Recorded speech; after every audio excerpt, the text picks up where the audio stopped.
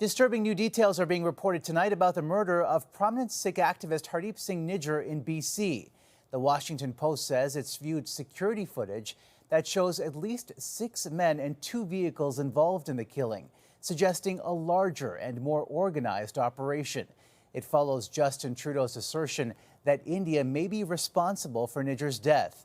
And today, members of Canada's Sikh community took to the streets to echo that sentiment. CTV's Alissa Thibault reports from Vancouver. Outside the Indian consulate in downtown Vancouver, members of the Sikh community rallied with signs and drums and flares. We take any opportunity we can to show the Indian government that we're not going to be silenced. This following Prime Minister Justin Trudeau's announcement that India was behind the killing of prominent Sikh leader Hardeep Singh Nijjar, who was gunned down outside a Surrey, B.C. temple in June. He had long called for the establishment of an independent Sikh homeland known as Khalistan. India labelled him a terrorist in 2020.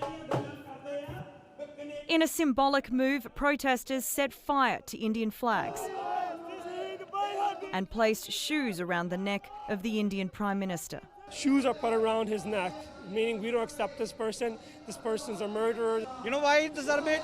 He genocide our peoples. India has denied the allegation and says Canada is a safe haven for terrorists and extremists. Similar rallies also took place in Toronto and Ottawa. The World Sikh Organisation had issued a warning in advance, citing possible interference by the Indian government. The mood here is not one of fear but motivation. Those we've spoken to say Justin Trudeau's statement that India was behind the killing of Hardeep Singh Nijjar is further inspiration to continue his work. Just continuing with his activism is what we feel is our responsibility now to carry on his legacy. The community says they plan on holding another Sikh referendum in BC in October. Alissa Thibault, CTV News, Vancouver.